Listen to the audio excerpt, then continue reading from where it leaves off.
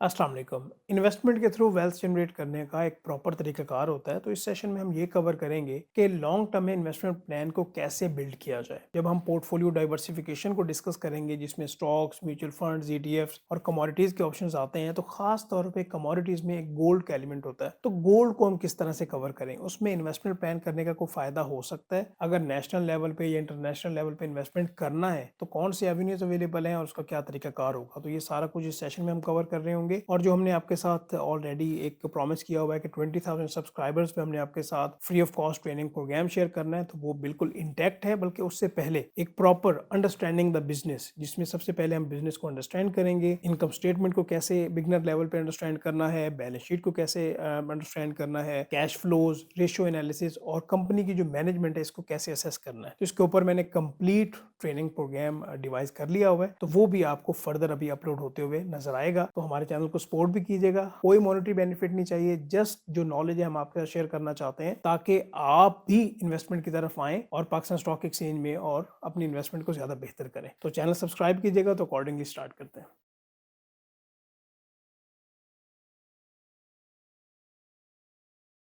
आज के सेशन में हम लॉन्ग टर्म इन्वेस्टमेंट प्लान को कवर करेंगे और हमारा तरीकाकार क्या होगा। सबसे पहले हम देखेंगे कि हमारे पास ऑप्शंस कौन कौन से अवेलेबल हैं, like stock exchange, mutual funds, exchange traded funds, gold. Gold को आज हम डिटेल में कवर करेंगे। इसके बाद मंथली जो भी हमारे पास इन्वेस्टमेंट है वो कोई भी अमाउंट हो सकती है। अगर डिसिप्लिन के साथ मंथली 20-25 साल के लिए इन्वेस्ट करते रहें तो वो कितनी बड़ी अमाउंट बन जाती है, ये प्रोजेक्शन मैंने आपके साथ शेयर करना है। क्योंकि गोल्ड को आज हम डिटेल में कवर करेंगे तो पिछले 10 से 15 साल में गोल्ड की क्या परफॉर्मेंस रही है ये देखेंगे। गोल्ड में इन्वेस्ट करना क्यों है, इसके प्रोज एंड कॉन्स, फ़ायदे नुकसानात। नेशनल लेवल पे और इंटरनेशनल लेवल पे अगर इन्वेस्टमेंट करना है गोल्ड में तो उसका क्या तरीकाकार हो सकता है और क्या एवेन्यूज़ हमारे पास अवेलेबल हैं ये देखेंगे। और सेशन स्टार्ट करने से पहले एक्चुअली दो पॉइंट्स कवर करने हैं। पॉइंट नंबर वन, एक्चुअली एक क्वेश्चन है मेरा आपसे कि अगर आपके पास दो ऑप्शन हो। ऑप्शन नंबर वन ये है कि आप अपनी इनकम बढ़ाना चाहते हैं, जो भी आपके पास एग्जिस्टिंग इनकम है, या ऑप्शन नंबर टू क्या है कि जो भी आपके एक्सपेंसेस हैं आप उनको रिड्यूस करना चाहते हैं। तो आप किस ऑप्शन के साथ जाएंगे, ये अपने माइंड में ज़रा इसका जवाब देखिएगा। यहाँ पे मैं आपको बताऊँ कि आपका जो ऑप्शन हो चूज़ करना चाहिए आपको, वो होना चाहिए कि आप इनकम अपनी कैसे बढ़ा सकते हैं, और आपको वो ही बढ़ाने के जो ज़राए हैं वो देखने चाहिए।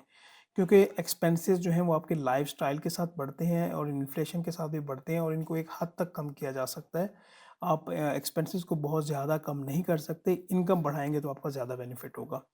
और दूसरा पॉइंट इसमें ये है कि ज़रा इमेजिन करें कि जो भी आपकी करंटली एज है, 30, 35, 25 साल या 40 साल, जो भी आपकी एज है, और इमेजिन करें कि आप 60 या 65 साल की एज में हैं और आपने रिलेट करना है अपनी करंट सिचुएशन के साथ कि जो आपके बुज़ुर्ग हैं, चाहे वो फैमिली में हैं या आपके इर्द गिर्द हैं, तो वो कैसी लाइफ गुजार रहे हैं, वो अपना डे कैसे स्पेंड करते हैं, उनके पास रिटायरमेंट फ़ंड है कि नहीं है, उनकी सेव डिसीजंस में है या नहीं है। तो क्या आप ऐसे ही लाइफ पसंद करेंगे या आप इससे बेहतरी की उम्मीद रखते हैं। तो अगर आप बेहतरी की तरफ जाना चाहते हैं तो ऑब्वियस सी बात ये है कि आपको प्लान ज़्यादा बेहतर करना पड़ेगा, और उसमें अगर आपके पास रिटायरमेंट फ़ंड हो, पैसा हो, तो आपके लिए ज़्यादा बेहतर आगे एवेन्यूज़ खुलते हैं।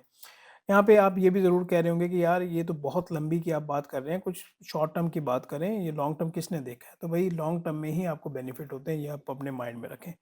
तो अकॉर्डिंगली हम स्टार्ट करते हैं, जिसमें सबसे पहला पॉइंट है हमारा इन्वेस्टमेंट डाइवर्सिफिकेशन को लेके। अच्छा, इन्वेस्टमेंट डाइवर्सिफिकेशन के हमने इन्वेस्टमेंट को कहाँ कहाँ पार्क करना है, इससे भी पहले एक्चुअली एक पॉइंट है। वो क्या पॉइंट है कि जो भी आपके पास अमाउंट है, आपने ये देखना है कि भाई आपके पास रेनी डे के लिए कुछ सेविंग है, कुछ सेविंग अकाउंट, कोई भी इस्लामिक बैंक का सेविंग अकाउंट लें, उसमें कुछ पैसे रखें ताकि आप मुश्किल हालात में उसको यूज़ कर सकें। आपके पास हेल्थ इंश्योरेंस होना चाहिए और उसके बाद आप इन्वेस्टमेंट का सोच सकते हैं। अच्छा, हमारे पास ना कुछ क्वेश्चंस भी आते हैं। क्या क्वेश्चन आते हैं कि सर इन्वेस्टमेंट की आप बात करते हैं, हमारे पास के इन्वेस्टमेंट के पैसे हैं, 60-70 हज़ार हमारे पास सैलरी है, कोई 5-6 हज़ार सेविंग होती है, या 5-6 हज़ार भी नहीं होती, हम तो हैंड टू माउथ चल रहे हैं, तो हम कहाँ पे इन्वेस्टमेंट करें। देखिए, अगर आपके पास इन्वेस्टमेंट के पैसे नहीं हैं तो आप अपने एवेन्यूज़ तलाश करें कि अपनी इनकम को कैसे थोड़ा बढ़ा के फ्यूचर के लिए प्लान कर सकते हैं। और अगर आप कुछ इन्वेस्टमेंट भी है आपके पास, लाइक कुछ सेविंग है, तो इसका आंसर अभी हम पॉइंट नंबर टू में कवर करेंगे। इसी तरह से कुछ ऐसे लोग भी होते हैं जो कहते हैं हमारे पास मंथली लाखों की सेविंग्स है और हम वो पर्टिकुलरली इन्वेस्ट करना चाहते हैं सिस्टमेटिक इन्वेस्टमेंट प्लान के अकॉर्डिंगली। तो उसका आंसर भी हम यहीं पे देख रहे होंगे कि अगर आपके पास मिसाल के तौर पर लेट से लाख है या लाख से भी ज़्यादा अमाउंट है और ये भी नोट कीजिएगा, this video is only for educational purposes, कोई फाइनेंशियल एडवाइस इसको आप कंसीडर मत कीजिएगा, डिसीजन मेकिंग आपके अपने हाथ में है। अच्छा, तो हम यहाँ पे ये देखेंगे, यहाँ पे इसी पॉइंट में हम ये कवर करेंगे कि जो भी आपके पास लाइक हेल्थ इंश्योरेंस के बाद, सेविंग अकाउंट के बाद कुछ अमाउंट जो बची, उसको कहाँ-कहाँ पे के पार्क करें, और पार्क करने से भी पहले आपने अपना रिस्क आइडेंटिफ़ाई करना है। इसको समझिएगा कि रिस्क आप क्या रिस्क टेकर हैं या रिस्क अवर्स हैं? रिस्क ज़्यादा ले सकते हैं या रिस्क नहीं ले सकते या कम ले सकते हैं? अगर आप ज़्यादा रिस्क ले सकते हैं तो स्टॉक्स में आप अपनी इन्वेस्टमेंट ज़्यादा बढ़ा सकते हैं। म्यूचुअल फंड्स में और एक्सचेंज ट्रेडेड फंड्स में इन्वेस्टमेंट कंपैरेटिवली आप स्टॉक्स की निस्बत कम कर लें। और अगर आप रिस्क कम लेना चाहते हैं तो फिर आप स्टॉक्स में इन्वेस्टमेंट कम कर लें, और म्यूचुअल फंड्स में भी एक्चुअली कैटेगरीज होती हैं, कुछ हाई रिस्क होते हैं, मीडियम रिस्क, लो रिस्क, तो फिर आप लो रिस्क या मीडियम में जा सकते हैं और एक्सचेंज ट्रेडेड फंड्स में भी जा सकते हैं। ये बात होगी जब आपने रिस्क आइडेंटिफाई कर लिया, तो अगर मैं अपनी बात करूँ तो मैं अपनी ज़्यादा पोर्शन जो है वो स्टॉक्स में लेके जाता हूँ, उसके बाद म्यूचुअल फंड्स में, देन एक्सचेंज ट्रेडेड फंड्स में, ठीक है। और अगर हम स्टॉक्स की बात करें तो स्टार्ट में, क्योंकि आप बिगनर होते हैं, कंपनीज आप ऐसे सिलेक्ट करेंगे, एक तो 20 कंपनीज आपने सिलेक्ट करनी है जो डिफरेंट सेक्टर से हो, ताकि आपका पोर्टफोलियो जो है वो डाइवर्सिफाई हो। 20 आपने स्टॉक सिलेक्ट करने हैं जिनकी सेल्स काफ़ी बेहतर हो, रेवेन्यूज़, इनकी ईपीएस काफ़ी ज़्यादा बेहतर हो, और वो काफ़ी ग्रोथ के लिहाज से वो कंपनीज अच्छी हों, वो डिविडेंड भी देती हों। डिविडेंड और कैपिटल गेन दोनों की यहाँ पे बात कर लेते हैं। और बाय द टाइम जैसे आपका एक्सपीरियंस बढ़ेगा, बाय द टाइम आपने इन 20 स्टॉक्स को 10 स्टॉक्स पे रिड्यूस करना है, और मैं भी ऐसे ही करता हूँ। फिर इन्हीं में अपनी इन्वेस्टमेंट पार्क करके लेके चलता हूँ, ताकि लॉन्ग टर्म में ज़्यादा बेहतर तरीके से अपनी जो इन्वेस्टमेंट है उसको एक्यूमुलेट, इन्वेस्टमेंट को बढ़ाया जा सके, ठीक है। 20 स्टॉक से 10 स्टॉक्स। फिर म्यूचुअल फंड्स की बात करेंगे तो इनकी काफ़ी कैटेगरीज होती हैं, जिस तरह equity fund, money market fund, income fund, asset allocation fund, gold fund को भी हम डिस्कस करेंगे। इसके अलावा भी काफ़ी हैं, लेकिन मैंने यहाँ पे चंद मेंशन किए हैं। और exchange traded funds, ETFs, actually mutual funds और इनमें ज़्यादा डिफरेंस नहीं है। ये बास्केट ही होती हैं जिसमें कोई 8-10 स्टॉक्स को ऐड कर दिया जाता है और उनके यूनिट्स बना दिए जाते हैं, ताकि आप अच्छी कंपनीज़ के जो यूनिट्स हैं वो बाय कर लें कम पैसों में, कम रुपयों में, तो अपने पास वो आप इन्वेस्टमेंट लेके रखें, ठीक है। पाकिस्तान में ये कॉन्सेप्ट नया है, but all over the world ये काफ़ी ज़्यादा ट्रेंडिंग पे होता है।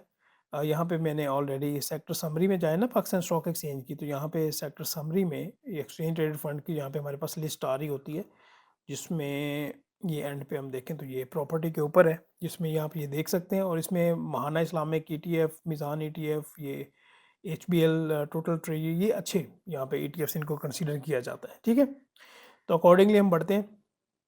अच्छा, यहाँ पे अभी यहाँ पे हमने ये डिस्कस कर लिया कि इन्वेस्टमेंट को डाइवर्सिफाई कैसे करना है। हम आगे बढ़ते हैं, और यहाँ पे जो पॉइंट नंबर 2 है हमारा, प्रोजेक्शंस, इसको हम डिस्कस करते हैं। और इसके लिए क्या तरीक़ाकार है कि ना, इसके लिए एक मिनट, ये कस्टम से मैं इसको पहले नंबर पे कर दूँ। अच्छा, इसके लिए क्या है कि आप किसी भी वेबसाइट पे चले जाएँ और वहाँ पे ना सिप एसआईपी कैलकुलेटर लिख लें, जहाँ पे आप मंथली इन्वेस्टमेंट की अमाउंट डालेंगे, एक्सपेक्टेड रेट ऑफ रिटर्न। और बैंक क्या है कि अभी हमने देखा प्रीवियसली 20-21-22% पे इंटरेस्ट रेट थे, तो आपको स्टॉक मार्केट 20% से ज़्यादा रिटर्न दे देती है। तो यहाँ पे 20% ही आप लिखें, और यहाँ पे इन्वेस्टमेंट जो ड्यूरेशन है उसको 15, 20, 25, जो भी जिस तरह से आप प्लान करना चाहते हैं, अगर लेके चलें तो आपके सामने आ जाएगी कि आपकी टोटल अमाउंट डिपॉजिटेड क्या है और आपकी जो फ्यूचर वैल्यू है वो क्या बनती है। ये मैंने कुछ कैलकुलेशन की भी है। आप कहते हैं जी मेरे पास तो कोई ज़्यादा अमाउंट नहीं है, मेरे पास तो है जी 5,000 या 5,000 से भी कम है, तो nothing to be worried about, you can invest even 1,000 rupees per month as well, ठीक है। तो बस आप इन्वेस्टमेंट की तरफ आएँ, मैं ये कहता हूँ। 5,000 इन्वेस्ट किया हर महीने 20 सालों के लिए, तो जो आपकी इन्वेस्टमेंट हुई वो हुई 12 लाख रुपया। और जो यहाँ पे आपको इन्वेस्टमेंट आ रही है वो आ रही है कितनी, ये 15 मिलियन आ रही है, ठीक है। 15 मिलियन का क्या मतलब है, ये आप देख लें कि ये तकरीबन कोई अच्छी खासी अमाउंट बनती है। इसको आप देखें वो सैकड़े वगैरह करके ये कितनी अमाउंट बनती है। इसी तरह से 25,000 और 50,000 के हिसाब से भी देखा है, और यहाँ पे मैंने 5-5 साल बढ़ाए हैं कि 50,000 अगर पर मंथ इन्वेस्ट किया जाए, ऊपर जो हमने इन्वेस्टमेंट डाइवर्सिफिकेशन देखी है, और 30 सालों के लिए, तो जो आपकी टोटल इन्वेस्टमेंट होती है वो 18 मिलियन होती है, ठीक है। और जो यहाँ पे आपको रिटर्न आता है वो 1.1617 बिलियन आता है।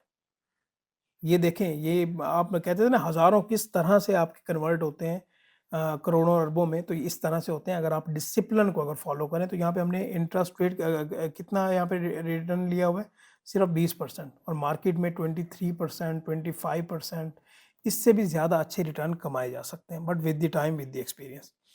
अच्छा, हम आगे बढ़ते हैं जनाब। आगे हम बढ़ते हैं और इसमें हम ये देख लेते हैं कि भाई गोल्ड, गोल्ड चार्ट, ठीक है? क्योंकि हम स्टॉक्स पे काफ़ी हम बात कर चुके हैं, तो गोल्ड का जो पिछले परफॉर्मेंस रही है उसको अगर हम देखें तो हमें क्या पता चलता है, वो हम पहले देख लें। उसके लिए आप गूगल पे आ जाएँ, तो यहाँ पे ये गोल्ड का मैंने याहू से ही इसका चार्ट निकाल लिया है। तो यहाँ से देखें तो ये तकरीबन अभी 2001 से लेके अभी तक इसका ये चार्ट है। और यहाँ से ज़रा आप देखें, अभी जो इसकी प्राइस चल रही है वो चल रही है 2915 यूएसडी। तो यहाँ से ये स्टॉक स्टार्ट हुआ है और इसका जो ट्रेंड है वो आप देखें कॉन्टिन्यूस बेसिस पे अप ट्रेंड है। ठीक है, थोड़ी बहुत करेक्शंस आ जाती हैं, बट जो गोल्ड है वो आपको लॉन्ग टर्म में काफ़ी ज़्यादा आपके लिए बेनिफिशियल है। यहाँ पे ये बात क्लियर हो गई, यहाँ से आपको पता चल रहा है कि गोल्ड जो है उसने ओवर द पीरियड आपको अच्छी रिटर्न दी है। बहुत सेफेस्ट इसको इन्वेस्टमेंट समझा जाता है। दोबारा वर्किंग पे आता हूँ। चार्ट हमने देख लिया। चार्ट के बाद अगर हम देखें तो एक्चुअली गोल्ड में हमने इन्वेस्ट करना क्यों है, इसके प्रोज क्या है, ये देखें। तो ये थोड़ा सा मैं इसको जूम करूँ, अगर इसमें जो पहला पॉइंट है वो इन्फ्लेशन। ठीक है, जो आपके पास रुपये है, अगर आपने करंट अकाउंट में पैसे रखे हुए हैं तो इन्फ्लेशन के अगेंस्ट वो आपकी दिन ब दिन उसकी वैल्यू कम हो रही है। और सबसे बड़ा बैरियर है गोल्ड को समझा जाता है, अगर आप एज एन इन्वेस्टमेंट प्रोसेस लें। उसके बाद सेफेस्ट इन्वेस्टमेंट है। इवन वॉर्स भी चल रही हूँ, इकोनॉमिक जितनी भी अनसर्टेनिटी चल रही है इंटरनेशनल लेवल पे, नेशनल लेवल पे, गोल्ड जो है वो हमेशा सेफेस्ट इन्वेस्टमेंट होती है। जो भी अच्छे पोर्टफोलियोज होते हैं, चाहे वो चंद सालों पे मुहित हों, इन्वेस्टर्स और ट्रेडर्स हों, उन्होंने अपने पोर्टफोलियो में गोल्ड को ज़रूर रखा होता है डाइवर्सिफाई करने के लिए, कि अगर उनमें अच्छी खासी करेक्शन आती भी है तो गोल्ड में कमी बहुत कम देखने को मिलती है। और जो गोल्ड है वो लिक्विडिटी उसकी काफ़ी ज़्यादा बेहतर है। आज आप मार्केट में जाएँ किसी भी शॉप पे या कहीं पे भी, तो आपका ईज़िली गोल्ड सेल हो जाएगा, nothing to be worried about. और ये फिज़िकल आपको टेंजिबल आपके पास होता है। वैसे तो डिजिटल भी है, अभी हम डिस्कस करेंगे आगे।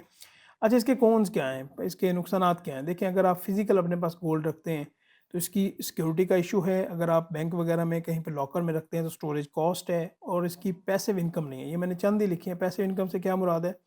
अगर आप कोई स्टॉक लें तो वो आपको डिविडेंड देता है, ठीक है? बट जो गोल्ड है वो आपको डिविडेंड उस तरह से नहीं देता, ठीक है? Capital gain over the time आपको ग्रोथ मिलती है।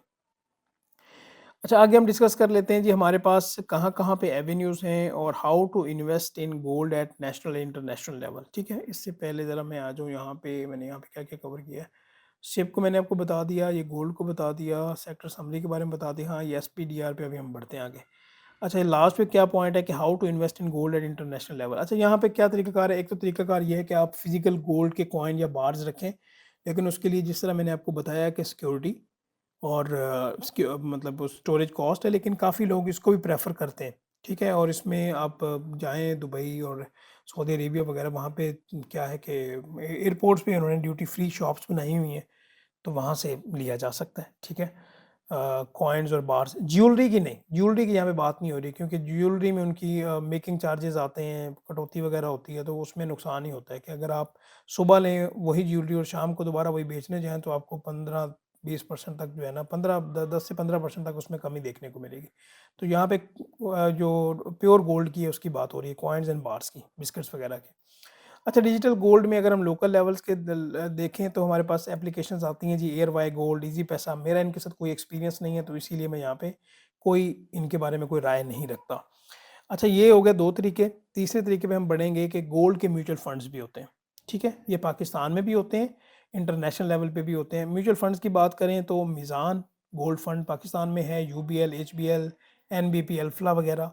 और इसके बाद इंटरनेशनल लेवल पे इसके स्टॉक्स भी लिस्टेड हैं न्यूयॉर्क स्टॉक एक्सचेंज में, जिस तरह से बैरिक गोल्ड कॉरपोरेशन है, न्यूमोंट कॉरपोरेशन है, और इसी तरह से गोल्ड के ईटीएफ्स भी होते हैं, एक्सचेंज ट्रेडेड फंड्स।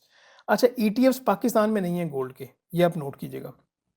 ये आपको इंटरनेशनल लेवल पे मिलेंगे, जिसमें मेरे जहाँ पे मैंने कुछ थोड़ी बहुत इन्वेस्टमेंट कर रखी है, एसपीडीआर गोल्ड और आई शेयर्स गोल्ड ट्रस्ट हैं, तो ये मेरे हिसाब से काफ़ी बेहतर है।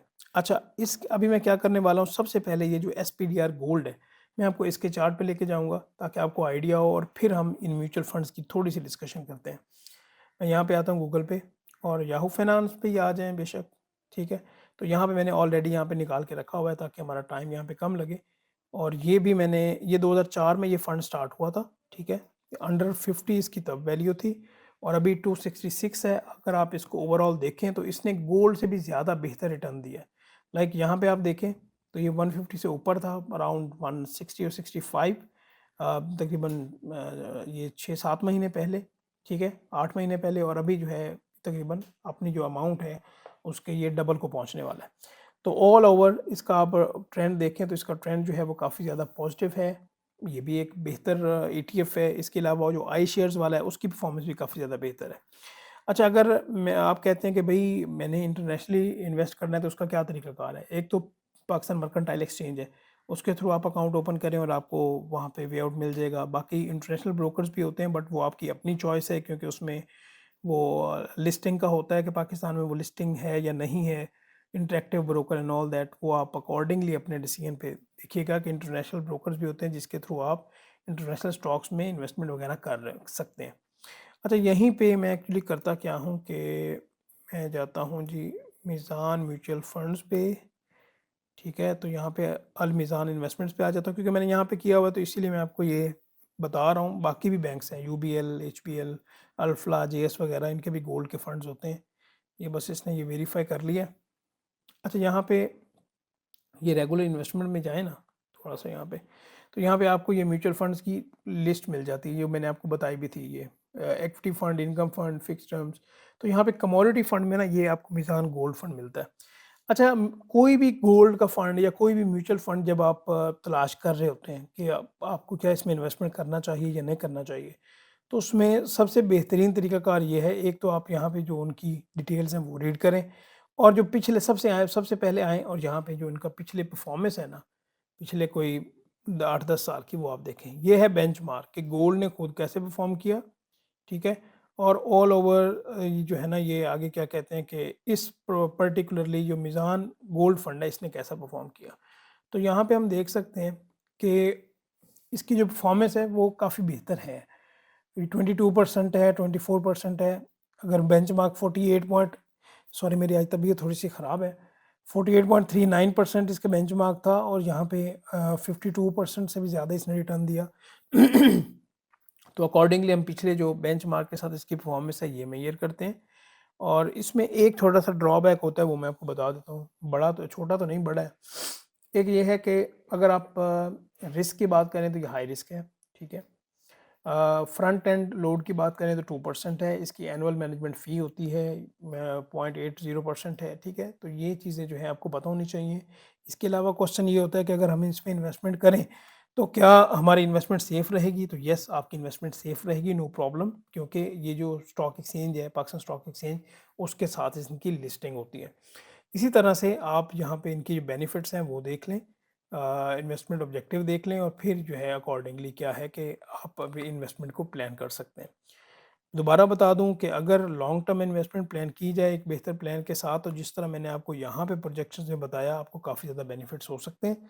तो ये सेशन हम यहीं तक रखते हैं। आपके जो भी क्वेश्चंस हुए बताइएगा, तो इंशाल्लाह हम उसको किसी और सेशन में कवर कर रहे होंगे। Thank you so much. Allah हाफ़िज़।